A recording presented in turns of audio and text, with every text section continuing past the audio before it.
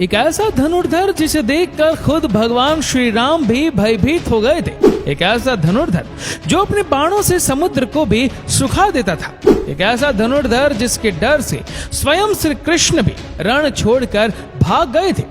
एक ऐसा भी धनुर्धर था जो क्षण भर में पूरी सृष्टि का विनाश कर सकता था। आखिर कौन थे ये 10 सबसे शक्तिशाली धनुर्धर जिनके शक्ति के आगे देवता भी नतमस्तक हो जाते थे? आखिर कौन थे सर्वश्रेष्ठ धनुर्धर? क्या अर्जुन सर्वश्रेष्ठ थे? नहीं। क्या कर्ण सर्वश्रेष्ठ थे? नहीं। आप जितना भी सोचेंगे लेकिन अंदाजा नहीं लगा पाएंगे कि कौन थे पौराणिक काल के सर्वश्रेष्ठ धनुर्धर। उसके जैसा धनुर्धर आज तक कभी नहीं हुआ है और ना कभी होगा। जानने से पहले जय श्री राम कमेंट करना मत भूलिएगा। भगवान श्री राम की कृपा आप पर सदैव बनी रहेगी। चलिए जानते हैं प्राचीन काल के 10 सबसे शक्तिशाली धनुर्धरों के बारे में। सबसे पहले कमजोर योद्धा से शुरुआत करेंगे और इसके बाद सबसे शक्तिशाली धनुर्धरों के बारे में जानेंगे। नंबर 10 पर है द्रोणाचार्य। जब महेंद्र पर्वत पर भगवान परशुराम अपना सब कुछ दान कर रहे थे, तब द्रोणाचार्य उनके पास गए और उनसे संपूर्ण दिव्यास्त्रों का ज्ञान प्राप्त किया। उन्होंने ही कौरवों और पांडवों को शस्त्र चलाना सिखाया था। कुरुक्षेत्र के युद्ध में भीष्म के बाद द्रोण कौरवों के सेनापति बने थे। उन्होंने अपनी रणनीति से पांडवों का भारी विध्वंस किया था। युद्ध में द्रोण ने जो चक्रव्यूह बनाया था उसमें फंसकर वीर अभिमन्यु मारे गए थे।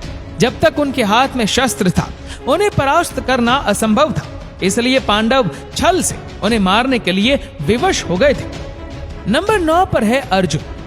गुरु द्रोणाचार्य की दृष्टि में अर्जुन सर्वश्रेष्ठ धनुर्धर थे।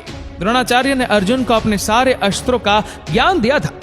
अर्जुन के धनुष की टंकार मात्र से दुश्मन अधमरे हो जाते थे। अर्जुन के पास देवताओं के सारे दिव्यास्त्र उपलब्ध थे। यहाँ तक कि महादेव को प्रसन्न करके पशुपतास्त्र तक प्राप्त कर लिया था और अर्जुन दोनों हाथों से बाण चला लेते थे, इसलिए उन्हें सभ्यबाची भी कहा जाता था। द्रौपदी स्वयंवर में एक कर्ण को छोड़कर जहाँ सभी धनुर्धर विफल हो गए थे, वह अर्जुन ने बहुत आसानी से लक्ष्य को भेद दिया था। खांडव वन में अर्जुन ने देवराज इंद्र तक को परास्त कर दिया था।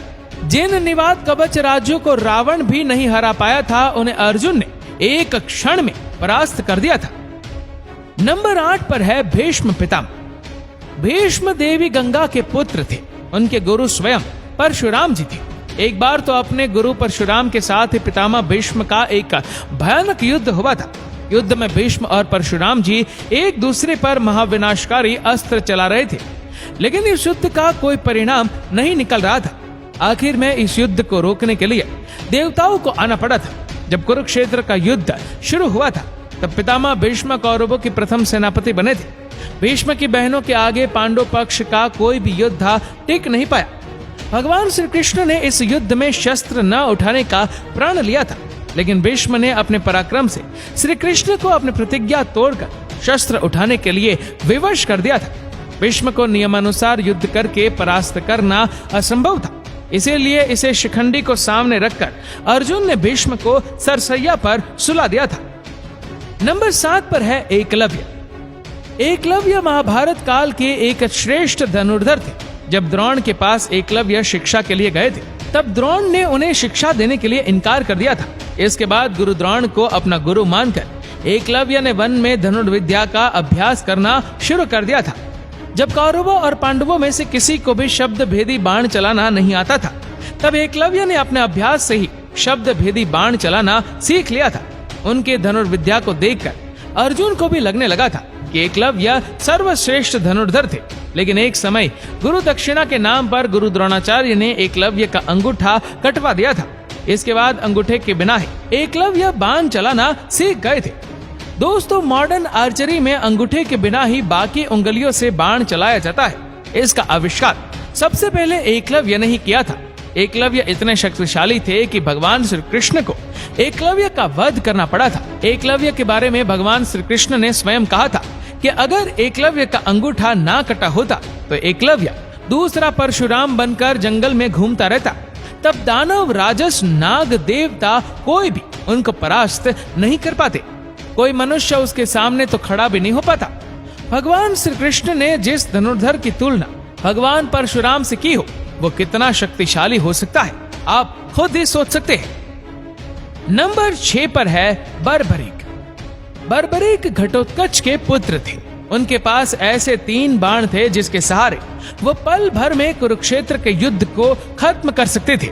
बर्बरीक के 3 बाण के बारे में जानकर भगवान श्री कृष्ण भी चिंतित हो गए थे, जिसके कारण उन्होंने दान में बर्बरीक का शीश मांग लिया था। इसके बाद से खाटू श्याम के नाम से इस धरती पर बर्बरीक की पूजा होती है। नंबर 5 पर है मेघनाद। रावण के पुत्र मेघनाद महावीर थे। अपने पराक्रम से उसने देवताओं को परास्त करके इंद्रदेव को बंदी बना लिया था।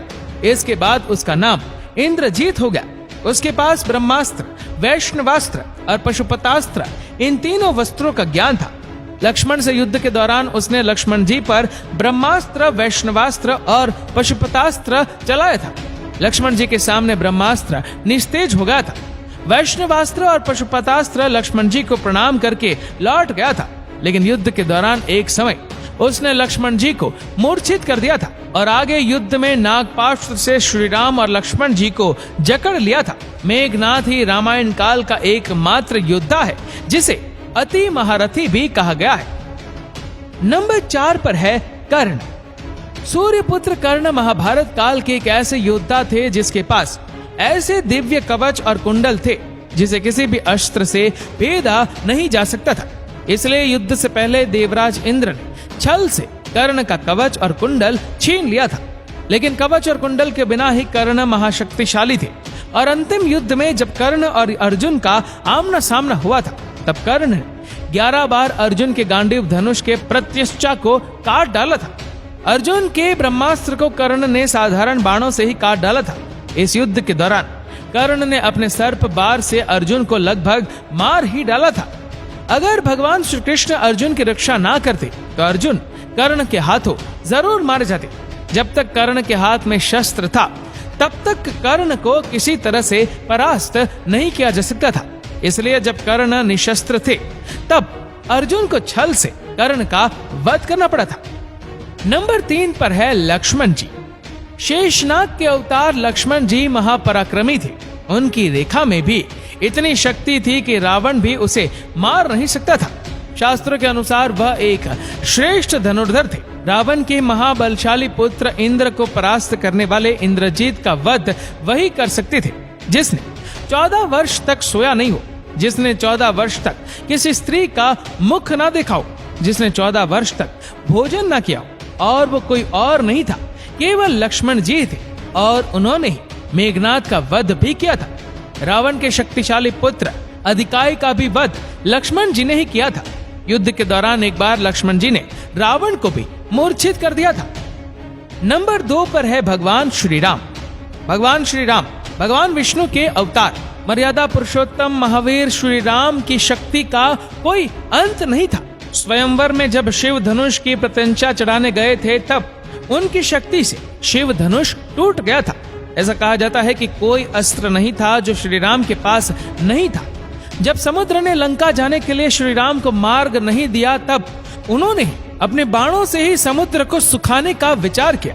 श्री राम को धनुष पर बाण का संधान करता देख समुद्र भयभीत होकर उनके सामने प्रकट हो गया था।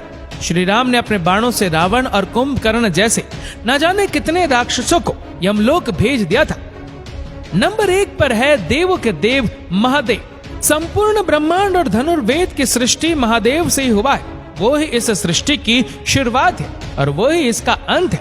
उनकी शक्ति अनंत है और वो पल भर में किसी का भी विनाश कर सकते हैं। इसलिए वो ही सर्वश्रेष्ठ धनुर्धर है। अगर आप महादेव के सच्चे भक्त हैं तो हर हर महादेव कमेंट करना बिल्कुल भी मत भूलिएगा। भगवान भोलेनाथ की कृपा आपके घर परिवार पर सदैव बनी रहेगी। आपके अनुसार सर्वश्रेष्ठ धनुर्धर कौन थे? कमेंट करके जरूर बताएगा। और अगर आपको वीडियो अच्छा लगा हो तो इस वीडियो को लाइक करेगा, शेयर करेगा ज्यादा से ज्यादा लोगों तक। और ऐसे ही और भी स्पिरिचुअल वीडियोस के लिए सब्सक्राइब करें हमारे यूट्यूब चैनल को और फेसबुक पर फॉलो करें हमारे पेज को। धन्यवाद।